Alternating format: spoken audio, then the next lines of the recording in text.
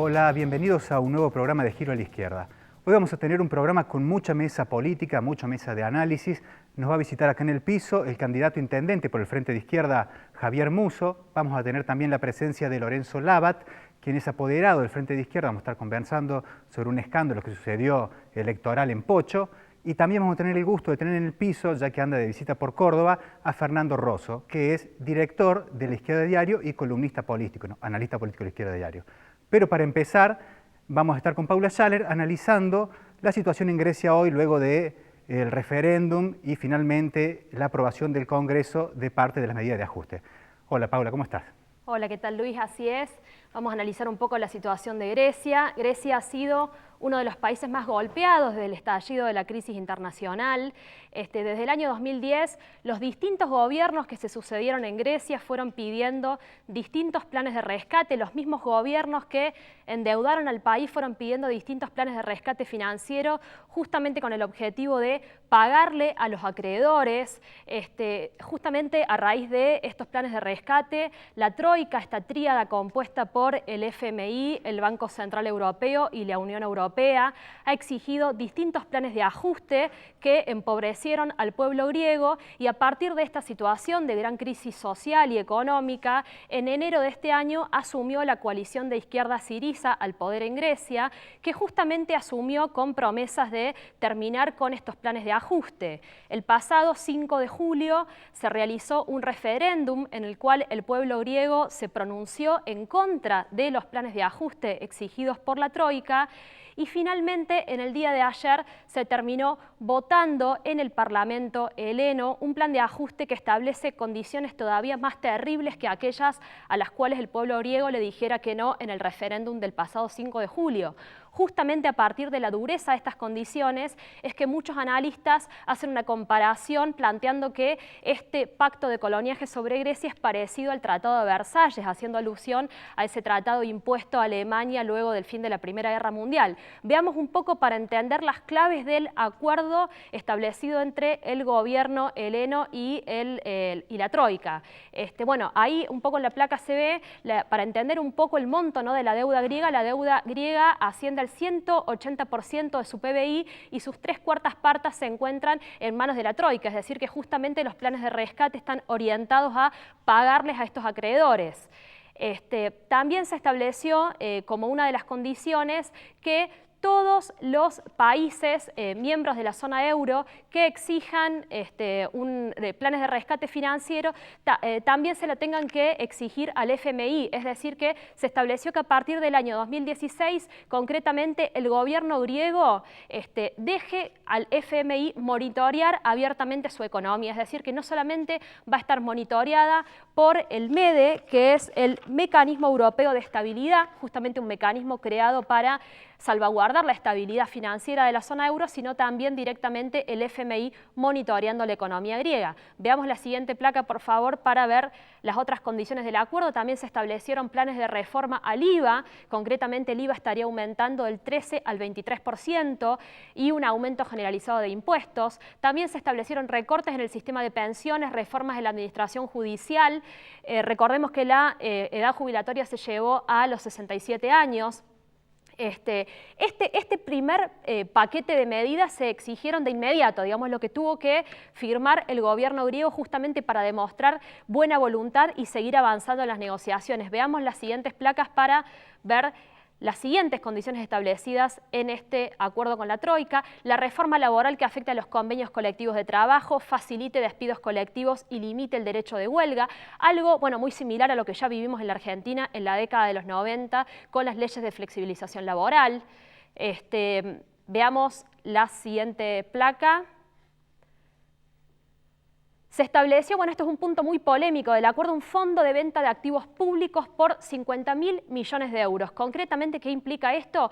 Que Grecia, el gobierno griego, tiene que empezar a privatizar los activos públicos, pero en lugar de quedarse con el dinero de esas privatizaciones, directamente van a ser colocados en un fondo de venta de activos públicos que va a estar bajo control de la Troika, justamente para ser destinado al pago de la deuda pública de Grecia.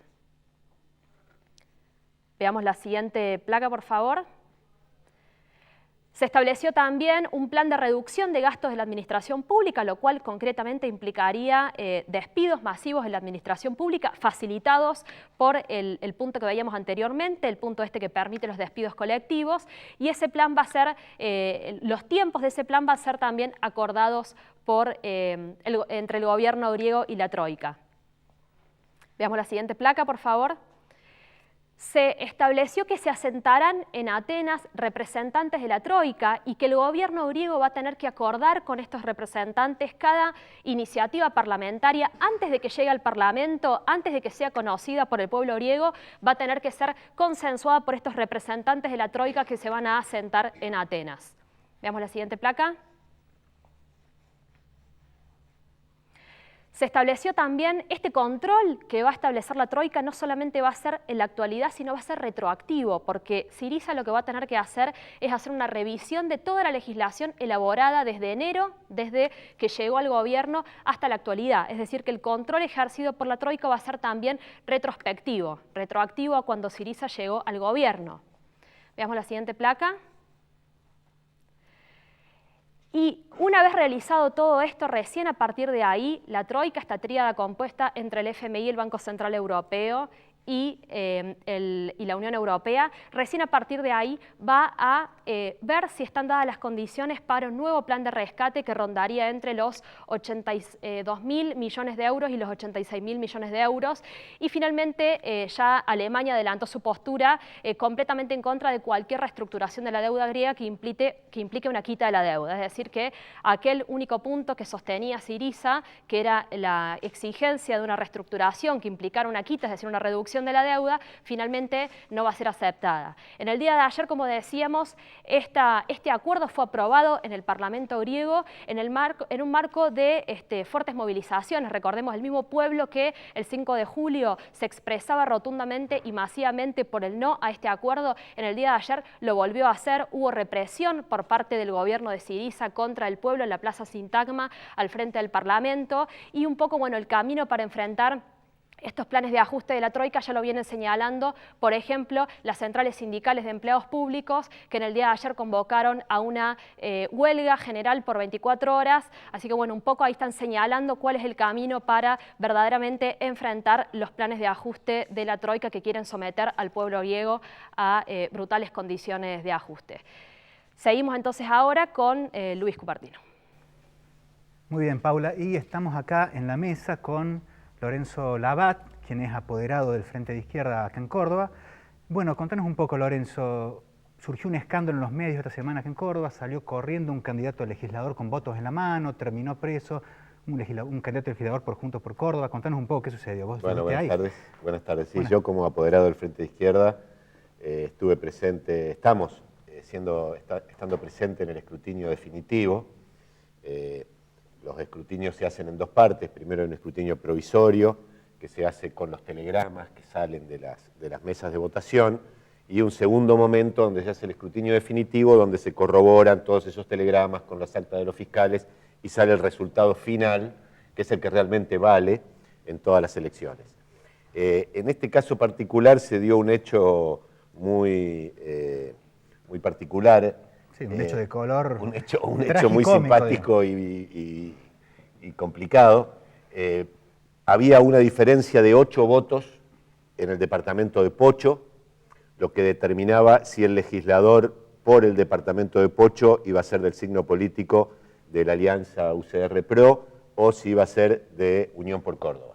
El escrutinio provisorio había dado 8 votos a favor del candidato Recalde de la alianza UCR-PRO contra Cuello, que era el candidato actual legislador que iba por la renovación de su banca por Unión por Córdoba. Este departamento estaba observado de conjunto porque había una serie de votos recurridos, que eran en un total de 17 votos que habían sido recurridos, y como la diferencia era de 8 votos, en estos votos recurridos podía estar, como finalmente resultó, la conclusión de quién tenía el legislador por el departamento de Pocho.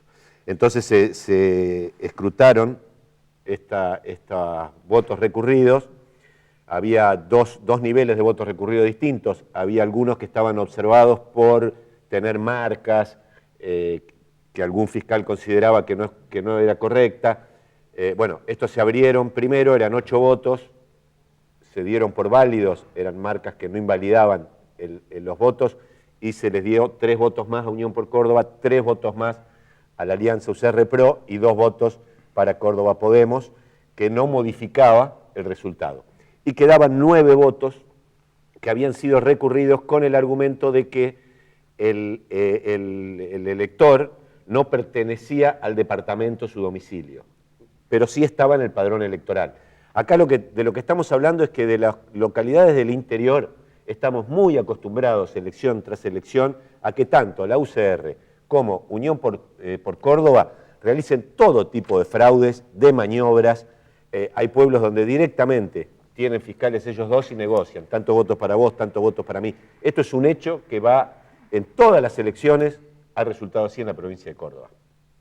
En esta en particular la discusión era entre ellos y estaban estos 9 votos, perdón, que habían sido recurridos por esta cuestión del domicilio y que se resolvió escrutar a ver qué pasaba con estos votos. Figuraban en el padrón, pero figuraban en el padrón, figuraban en el padrón, pero los fiscales de otro partido denunciaban que esa gente no vivía ahí y que la maniobra ya había sido hecha cuando fueron incluidos en el padrón. Claro. Esto también pasa. O sea, los jefes comunales o intendentes vuelcan gente de otras localidades, las inscriben en el padrón y con eso en localidades chicas definen una elección. Son métodos comunes de fraude que tienen tanto la UCR como Unión por Córdoba. En este caso en particular, esa gente había votado, estaba en el padrón, pero hubo otro detalle más que pinta el escándalo de esto, es que los votos recurridos se procede a ponerlos dentro de un sobre, ese sobre se cierra, se firma por los fiscales de mesa y va en un sobre aparte, no va dentro de la urna, sino que viaja por fuera de la urna. Cuando se abre ese sobre, estos sobres que tenían los votos recurridos habían sido todos violados. O sea, esos sobres habían sido cerrados, pero luego habían sido abiertos, antes que lleguen a la Junta Electoral. Al escrutinio definitivo habían sido abiertos antes. Antes habían sido abiertos. A la mesa de escrutinio definitivo llegaron esos sobres que tienen que llegar cerrados, incluso la ley dice lacrados, cosa que no se hace, pero sí cerrados, estaban rotos los sobres, todos abiertos. Entonces ahí se da una situación de doble fraude, digamos. O sea, unos habían sido incorporados al padrón en forma incorrecta, fraude que se hizo antes y que ya había sido consumado. Y una segunda cuestión que eran que los sobres estaban abiertos. Entonces, la Junta Electoral resuelve que esto de que los sobres hayan llegado rotos y abiertos no tiene ninguna importancia y que los va a escrutar igual. Cuando se empiezan a escrutar estos votos, todos los votos eran para Unión por Córdoba. Entonces, cuando se lleva el voto número 7 y hay un voto a favor todavía del delegado departamental de la Alianza UCR PRO, el candidato Recalde agarra los 2 votos que quedaban a escrutar, se lo roba y sale corriendo. Robó y lo pescaron, lo agarraron en el pasillo, él le había pasado los votos a otro de su misma banda, que también había salido corriendo, y bueno, todo esto fue un escándalo, intervino la policía, lo detuvieron a Recalde, y se recuperaron estos 2 votos, se escrutaron, también eran para Unión por Córdoba, y finalmente Unión por Córdoba gana el departamento por 1 voto. ¿Y esto qué consecuencias trae? ¿Qué consecuencias políticas tiene en la legislatura? Esto cambia el mapa político de la legislatura. Nosotros, el escrutinio provisorio había dado 34 legisladores para Unión por Córdoba sobre 70. La legislatura funciona, primero, para que la sesión comience, tiene que haber sentado 36 legisladores, o sea, tiene que haber mayoría más la mitad más uno tiene que estar presente. Por lo tanto, hasta ahora, desde todos los últimos periodos legislativos, Unión por Córdoba manejaba a su antojo la legislatura, porque tenía quórum propio, tenía mayoría propia absoluta, por eso la legislatura se había convertido en una escribanía del gobierno que mandaba las leyes y se votaban automáticamente, y los distintos legisladores opositores, bueno, podían hacer sus exposiciones en contra, pero las leyes salían, las leyes que mandaba de la Sota salían con la simple votación de Unión por Córdoba. Represiones incluidas. Sin ningún problema. Este resultado ponía en crisis este funcionamiento al que está habituado Unión por Córdoba y de la Sota, y ahora al que pretendía poder seguir utilizando Schiaretti, ya que con 34 legisladores no se obtiene la mayoría, que necesita 35 para ser la mitad y 36 para ser mayoría absoluta. Entonces estaba en crisis toda esta situación. Con el legislador de Pocho logran tener 35 legisladores, con todas estas maniobras a los que nos tiene acostumbrado en la provincia. Recordemos la maniobra y los fraudes que le han hecho al Frente de Izquierda para su legislador diputado nacional en las últimas elecciones. En 2013, recordemos la anterior, donde le robaron la gobernación con fraude mediante también a juez. Bueno, ahora por el legislador de Pocho pusieron todas sus picardías y sus maniobras y quedaron a hoy con 35 legisladores. 35 legisladores, se acerca a la mayoría, no la tiene, pero sí, por ejemplo, para votar las leyes, con el voto del presidente de la Cámara, que es el vicegobernador, Yarlora, también se pueden votar las leyes, entonces se acerca más a un régimen donde no necesiten de alguien que los apoye en sus iniciativas parlamentarias. Pero tampoco está igual que antes, porque, por ejemplo, si nadie más se sienta, no puede empezar la sesión. Claro. O sea, por eso nosotros seguimos en el escrutinio definitivo muy alertas, porque Unión por Córdoba puede querer, con distintas maniobras, ir por otro legislador más. El quórum, digamos. Y si bien nosotros consideramos que el tercer legislador del Frente de Izquierda está asegurado, sería realmente muy difícil que puedan encontrar algo, está asegurado, pero seguimos de cerca el escrutinio definitivo, no sea cosa que esta gente aparezca alguna cosa rara. Pero en definitiva se vio una vez más en esta elección lo que esta gente es capaz de hacer para mantener el poder y para mantener el régimen tal cual lo tienen hasta ahora, poder decidir por propia voluntad todas las leyes y todas las cuestiones que tengan que pasar por la legislatura. Bueno, muchas gracias, Lorenzo. Bueno, los invito a ver ahora un spot del Frente de Izquierda de Hernán Pudú y Laura Vilches. Con tu apoyo hicimos una elección histórica en la provincia. Y triplicamos las bancas del Frente de Izquierda en la legislatura. Ahora vamos por más, vamos por diputados en el Congreso Nacional, a recuperar la banca que nos robaron en el 2013. Para fortalecer la lucha de los trabajadores, las mujeres y la juventud, en agosto, danos tu voto.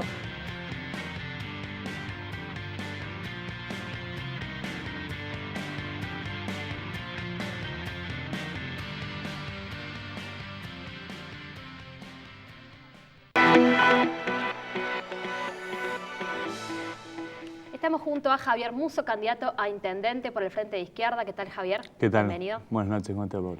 Bueno, se instaló ya hace varios días, ¿no?, la campaña de cara a las municipales, y en el día de hoy, en la mañana del día de hoy, fue el cierre definitivo de las listas para la presentación de alianza, ¿no?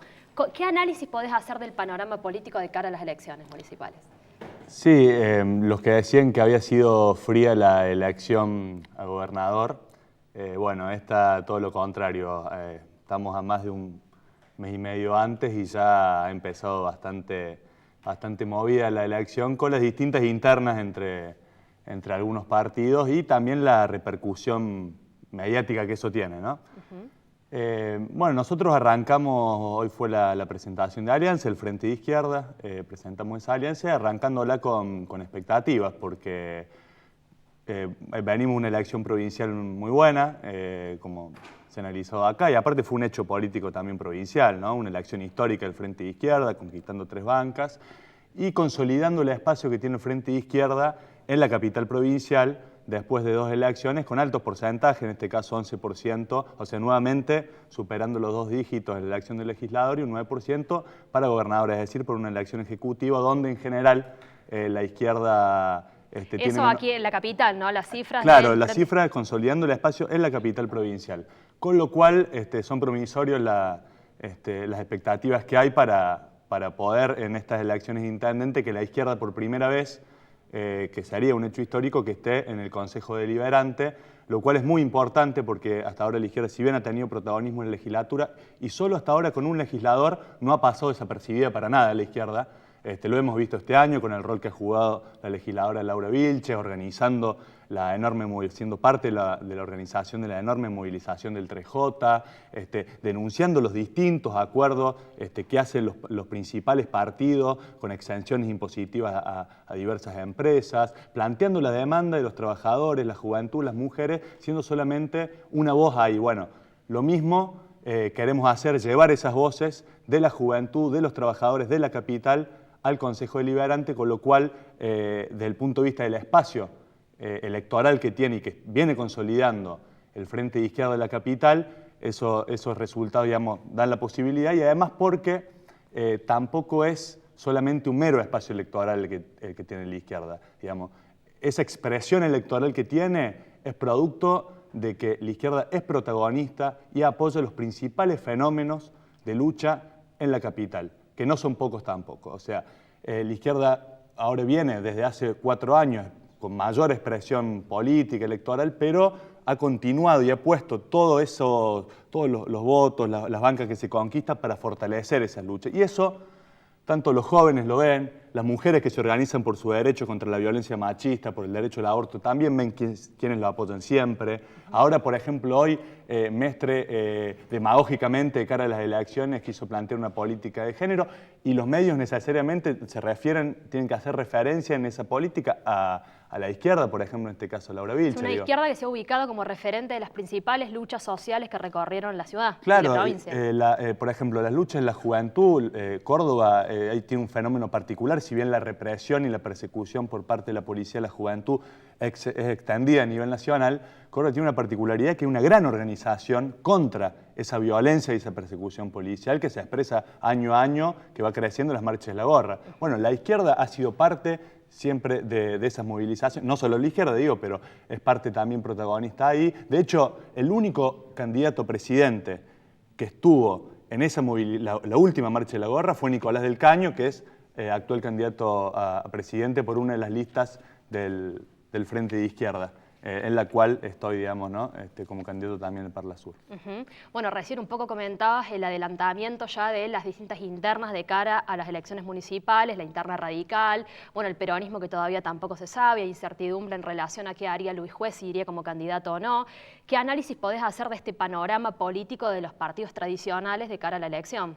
Bueno, la verdad, cuando uno mira esto, que ayer Daniel Juez decía que el hermano de Juez decía que había tanto posibilidades de que Juez se presente solo o como ir de vice de la Olga Ruitor, digo. O como habíamos analizado la otra vez, que la Olga Ruitor tiene apoyo de Massa y tiene apoyo de Juez, que antes Juez estuvo en la alianza con Mestre. Digo, hay una... Y de la Sota, que está en contra de la Olga, va en el mismo espacio que Massa.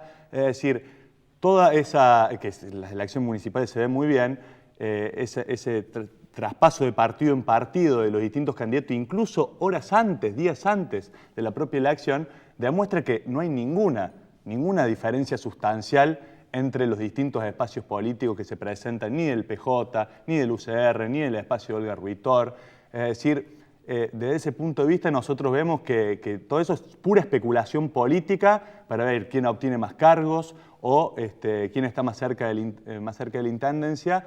Pero digo, eso que pasa en la municipalidad es algo general, por eso algo muy importante el Frente de Izquierda y que vamos a hacer también mucho eje en esta campaña electoral como lo hacemos a nivel nacional, es la denuncia de la casta política que se enquista, que va pasando de partido en partido haciendo carrerismo político con sueldos de un empresario, con sueldos de un gerente de empresa, es decir, completamente alejado de lo que vive y sufre el común del pueblo trabajador, porque ellos no se toman el colectivo ni tienen que hacer las colas para tomarse el colectivo, viajar apretado en los horarios picos, etc.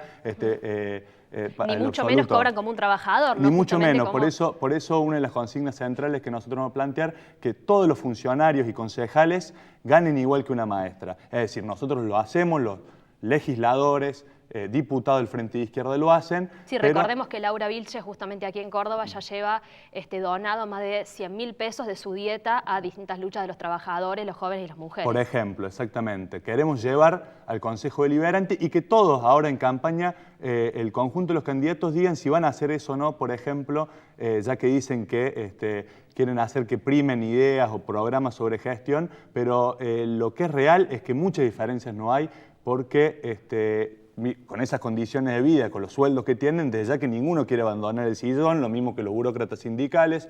Entonces, algo muy importante que nosotros, contra esa casta política que viene gobernando la ciudad, ya sea en el Consejo Deliberante o en el Ejecutivo, realizar esa propuesta central y esa denuncia a esa casta política que se ve claramente en el armado de las listas. ¿Y el resto de las propuestas, de las ideas centrales que vas a plantear a lo largo de la campaña? Córdoba viene atravesado por muchos problemas, que no es solamente un problema municipal, porque eso también hay que aclararlo, porque las elecciones municipales se quiere aislarla del conjunto de la provincia y claramente en Córdoba se ha venido gobernando con un pacto entre el del azotismo y el mestrismo, desarrollando una ciudad que excluye completamente a las principales barriadas, a los jóvenes trabajadores, a los jóvenes pobres. Eso se ve claramente que se ha centrado en exenciones impositivas y en privilegios a las constructoras, generando un desarrollo urbano de megatorres que aparte están deshabitadas, cuando hay un déficit habitacional de más de 200.000 viviendas en la ciudad de Córdoba, y excluir a las barriadas, no solamente excluir del centro, por eso digo que hay una política común, digo porque el desarrollo inmobiliario que permite Mestre va acompañado de la política represiva también del azote a esas barriadas, y esos barrios no solamente están alejados del centro, sino que no tienen,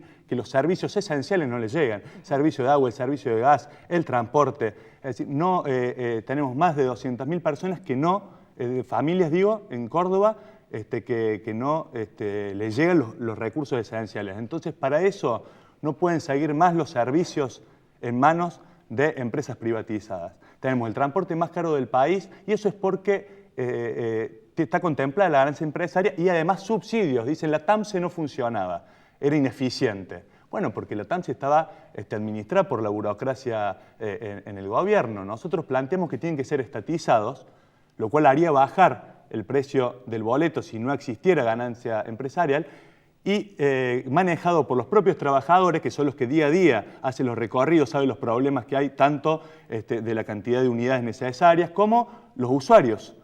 Yo el otro día le decía a un periodista que había que recordar cuando Mestre hizo el cambio en el sistema de transporte. El último cambio que terminó empeorando todavía más. Exactamente, que lo terminó empeorando más. En muchas barriadas de Córdoba hubo organización de vecinos contra ese cambio y también contra el aumento del boleto, que se manifestaron en el Consejo Deliberante, etc. Digo, ahí realmente está el conocimiento para que pueda haber un sistema de transporte, por ejemplo, eficiente y si es estatizado, también barato. Lo mismo con el conjunto de los otros servicios que nosotros proponemos esto. La estatización, que no haya la ganancia empresarial y eso inmediatamente, en principio, haría bajar el precio de los servicios. Muchos dicen, ¿cómo harías vos para mejorar si no hay presupuesto en la municipalidad?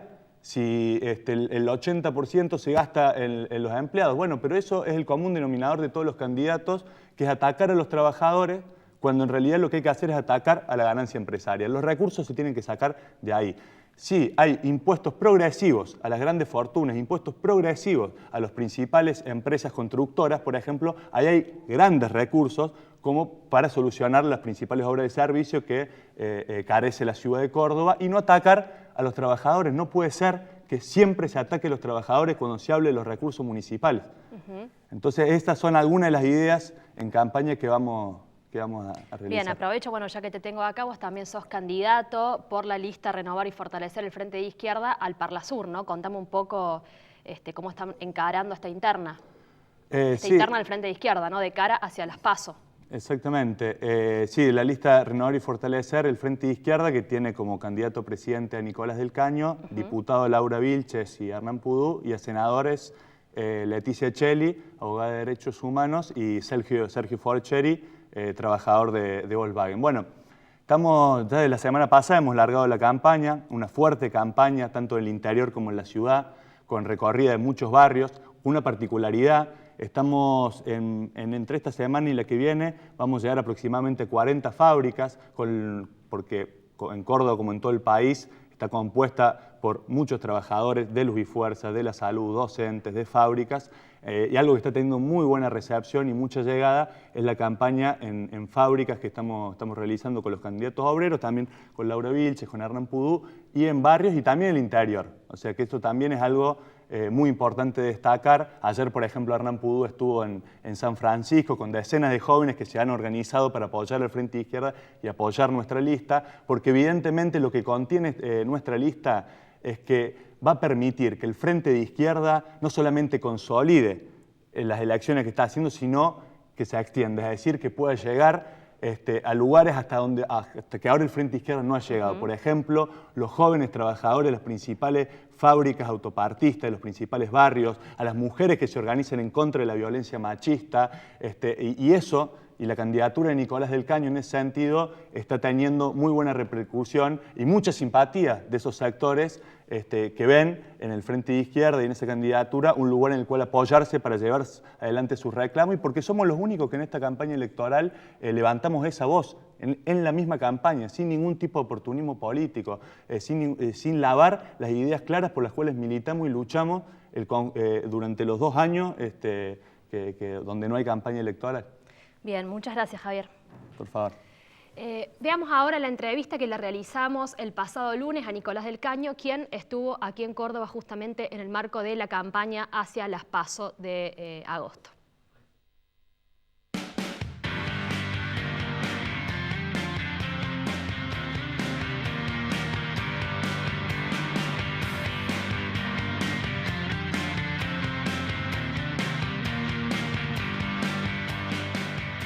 Nicolás, estás en Córdoba, venimos de hace unas semanas de elección provincial con un triunfo del azotismo.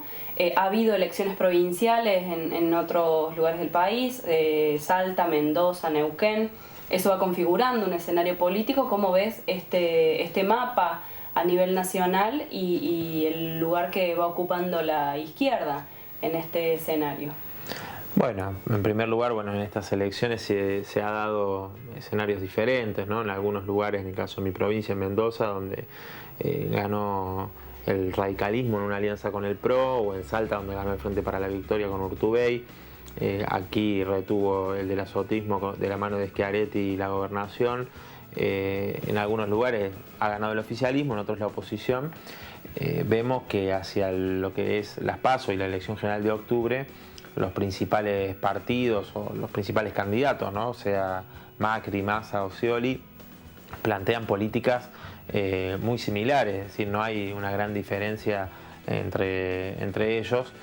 Tenemos el ejemplo hace poquito tiempo, antes de que se terminara de confirmar la candidatura del mismo Massa, cuando muchos que estaban en su agrupamiento político pensaron en optar, irse con Scioli por un lado, irse con el Frente para la Victoria, muchos de ellos volver al Frente para la Victoria, o irse con Macri, ¿no? Según quien les garantizara mantener su intendencia, su puesto de diputado, etcétera, porque en definitiva no hay una diferencia en el proyecto político.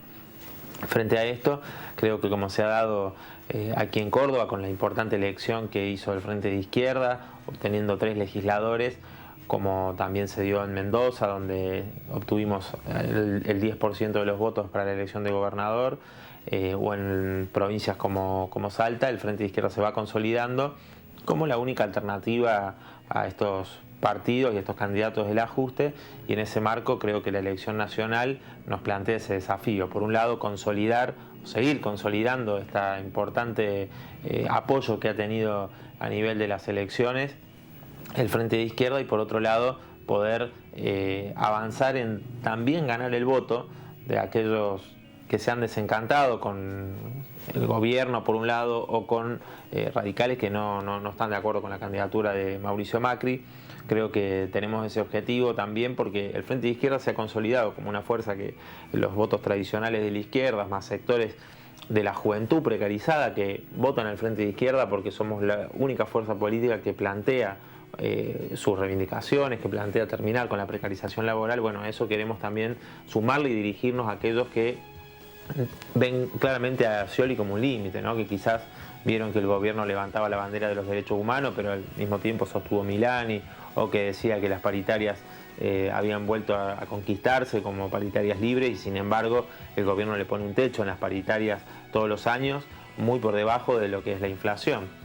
Es decir, por un lado un discurso, por otro lado lo que se ve en la realidad, ¿no? Con las políticas del gobierno, y hay un importante sector que considera, como el propio Scioli lo dijo, ¿no? Hace poco más de una semana en La Rioja, reivindicó y saludó a Carlos Menem como su padrino político, dijo que le tenía un gran cariño, bueno, cosa que los millones de trabajadores que sufrieron la desocupación, las privatizaciones, el conjunto del pueblo repudia a la figura de Menem como quien aplicó estas políticas neoliberales en los 90. Creo que hay sectores que están desencantados y defraudados con esta candidatura de Scioli, que van a apoyar al Frente de Izquierda. Los llamamos a que nos apoyen porque sabemos que hay una claridad con respecto a que el Frente de Izquierda es la única fuerza política que va a enfrentar los ajustes, como lo hemos hecho durante todo este tiempo, y poniendo nuestras bancas al servicio de esto, ¿no? Vos mencionás, bueno, el rol que está llamada a jugar la izquierda. Por primera vez el Frente de Izquierda va a elecciones internas. ¿Cómo va a afectar o cómo va a incidir esta disputa interna dentro del Frente, de cara a esto que se propone el Frente de Izquierda? Mira, nosotros planteamos claramente, nuestro lema de lista es renovar y fortalecer el Frente de Izquierda, y la idea pasa por justamente darle lugar a nuevas generaciones de referentes del Frente de Izquierda, dirigentes que en todo el país han surgido, y nos parece fundamental que estos trabajadores que han sido y son hoy referentes del Frente de Izquierda puedan unificarse, fusionarse con dirigentes históricos que bueno, han dado una batalla durante todos estos años. Nosotros considerábamos importante que esto se diera de manera conjunta en una lista. No fue así. El compañero Jorge Altamira y los compañeros del Partido Obrero han rechazado esta propuesta unitaria. Así que nosotros vamos a las PASO con este objetivo, ¿no? Que como se ha visto en distintas provincias, la renovación, el hecho de que hayan surgido nuevos dirigentes, protagonistas de las luchas de los trabajadores, ocupando bancas en el Congreso Nacional, en las legislaturas o en los consejos deliberantes, han fortalecido al FIT, ya que no solo conseguimos muchas bancas en las distintas instancias, sino también hemos podido ser protagonistas de importantes luchas de los trabajadores, de las mujeres que luchan por sus derechos, de los organismos de derechos humanos independientes, del gobierno nacional y los gobiernos provinciales, y en ese marco creemos que para fortalecer el Frente de Izquierda es fundamental abrir camino a estas nuevas generaciones. Y bueno, aquí nosotros en Córdoba, nuestros compañeros como Hernán Bocha Pudú, que encabeza la lista de diputados nacionales, junto con Laura Vilches, nuestra legisladora del Frente de Izquierda, de mi partido, del PTS, que ha renovado, una de las compañeras que ha renovado la banca en el Frente de Izquierda de Córdoba. Nos parece que son expresión de eso, como muchos otros compañeros en todo el país, ¿no? ¿Cuál es la cámara? ¿Esta, Fede? Estamos aquí junto a Fernando Rosso, director y columnista de Izquierda Diario y también analista político. ¿Qué tal, Fernando? ¿Cómo estás, Fernando? Bienvenido. Bueno, ya hemos visto una ronda electoral, no ya anticipada, más o menos 10 rondas electorales de las distintas provincias. ¿Qué análisis podrías hacer de cómo se va configurando el panorama político, las tendencias políticas de los principales partidos tradicionales? Sí, hay varias aristas, digamos, de cuál tomar el panorama electoral que hay hasta ahora. Hubo elecciones en provincias importantes, elecciones adelantadas, sobre todo en los lugares donde conduce la oposición, quiso separar la oposición, las distintas oposiciones que quisieron separar la elección de la elección nacional.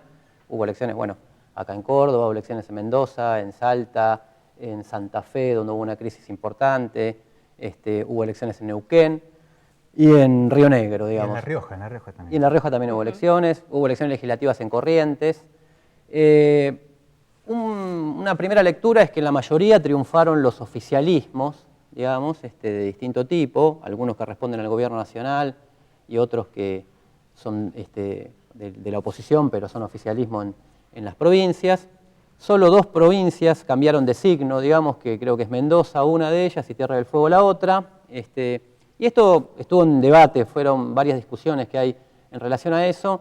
Una de las cosas más interesantes que me parece a mí es la cuestión de que tener el poder del Estado por parte de los partidos en un momento donde hay cierta estabilidad económica le da una ventaja a los partidos que están en el gobierno y detentan el poder y detentan los recursos del Estado, ¿no? Entonces, esa es una lectura, es una primera lectura que habla de una crisis de los partidos políticos porque son mucho más dependientes del Estado y de la financiación empresaria, la mayoría de los partidos que responden a los empresarios, que movimientos militantes, ¿no? Entonces, y en un momento digo de estabilidad porque se logró una estabilidad económica relativa, con una situación igual de estancamiento económico y de agotamiento de las condiciones que permitieron lo que estos años se llamó el modelo, que se dio gracias a la devaluación del año pasado, del 2014, y a la política recesiva que tuvo el gobierno para tratar de contener la inflación, digamos. O sea, empezó a aplicar un plan de ajuste,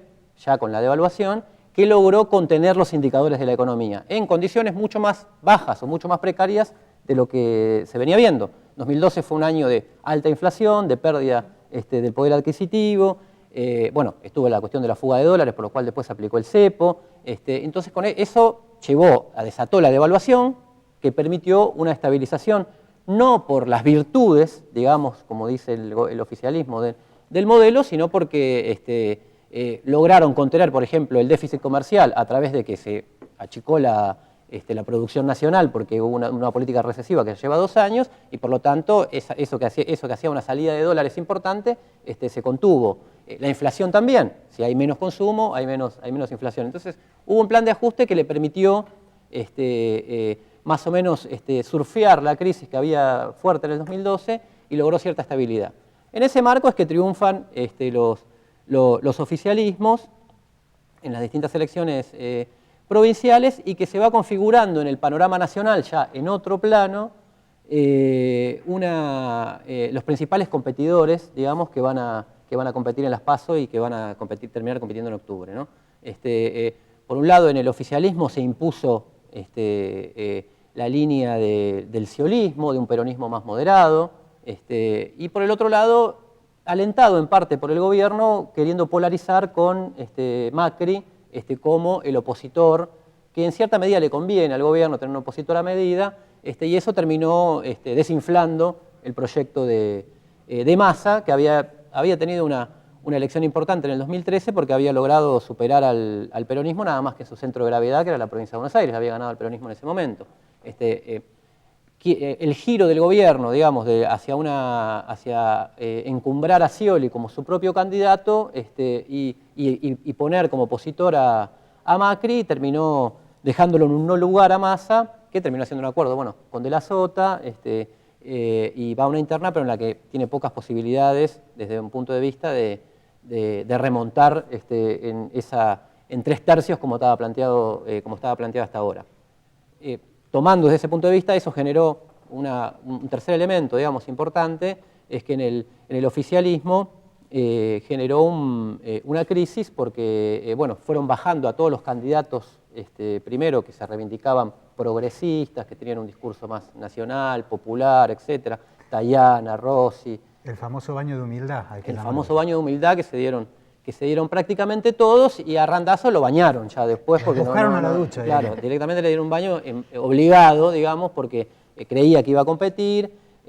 Y Randazzo era como la última trinchera de resistencia que buscaba ciertos sectores del progresismo para no tener que votar a Scioli. No porque Randazzo era muy diferente a Scioli.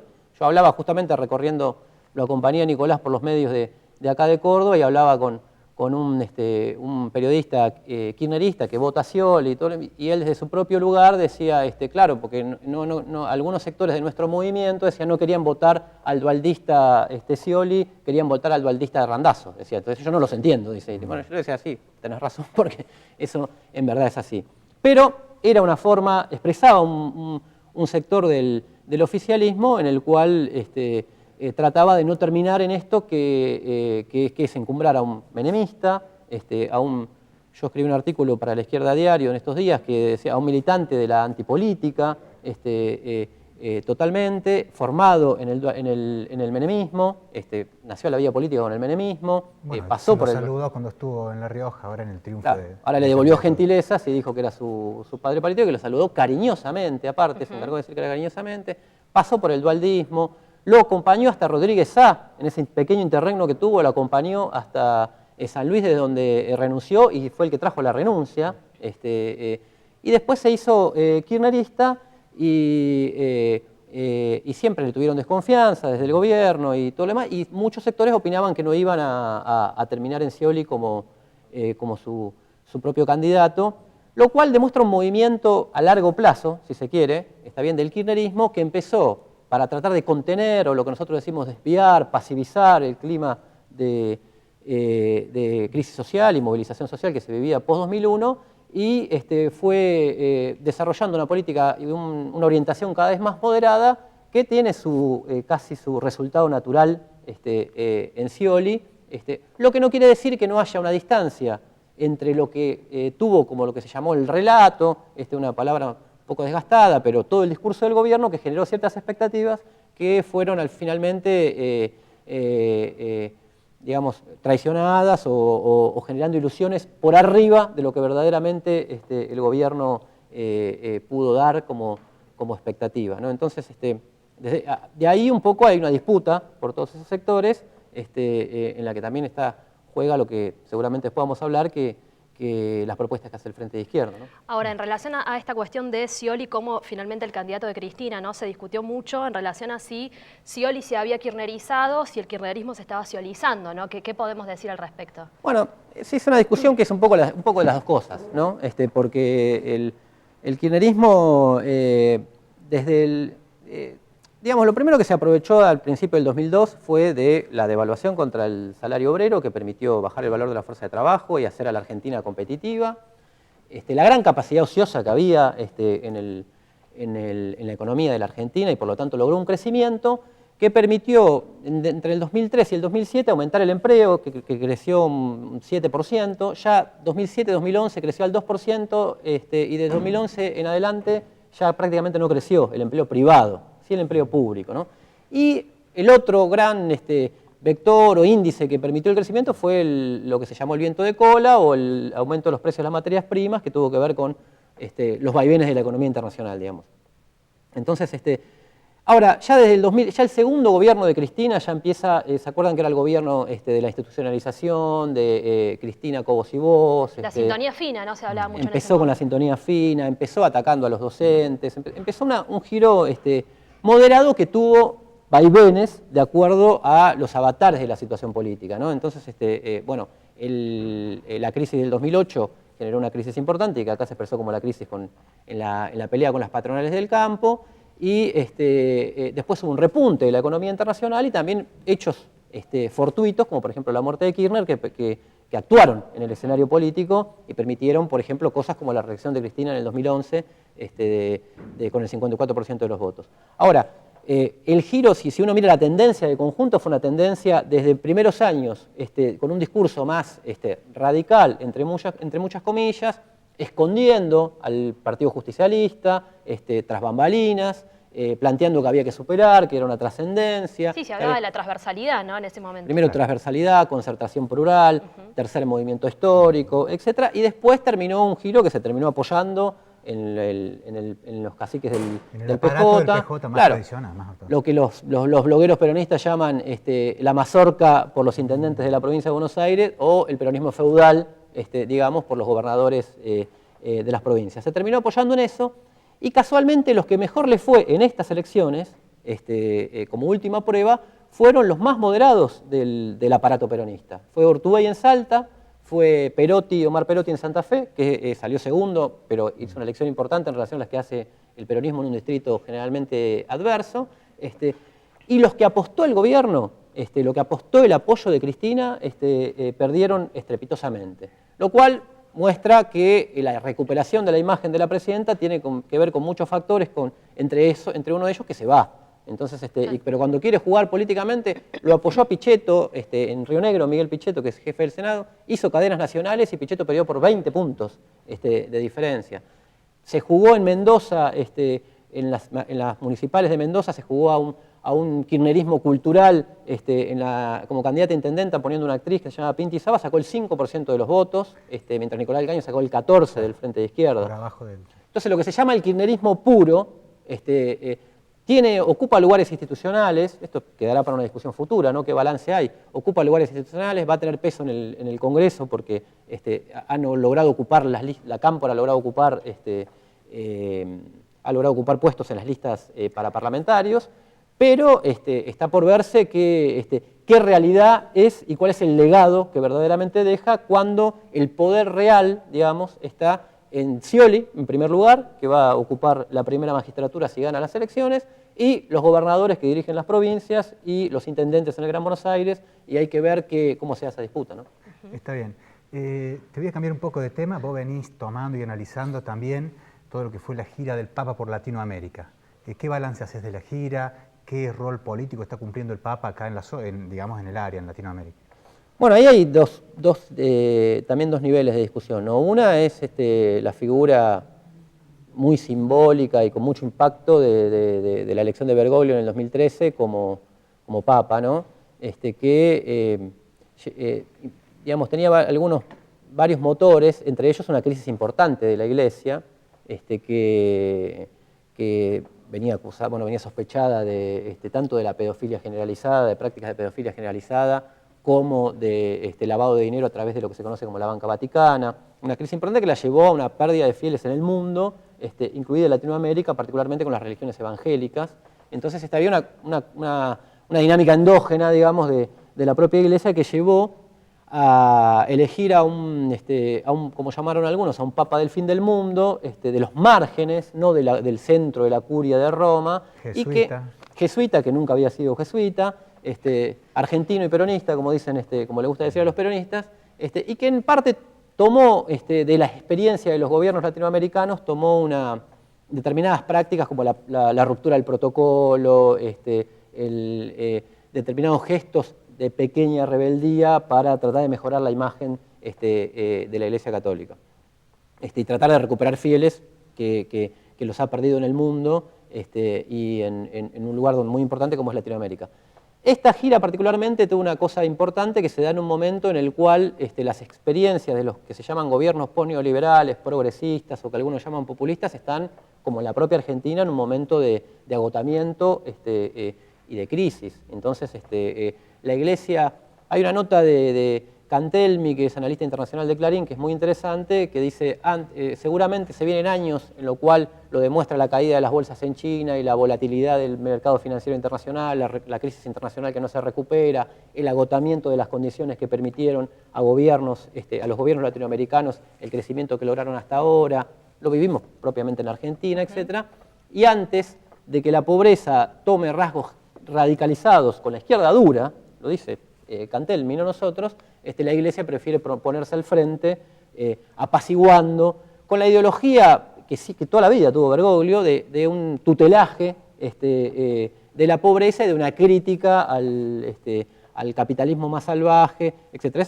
Es un rol bien político, es un rol estratégico, digamos, que trata de recuperar la Iglesia, de lo cual Bergoglio es quizás uno de los más políticos y los más conscientes en que tiene que cumplir esa función.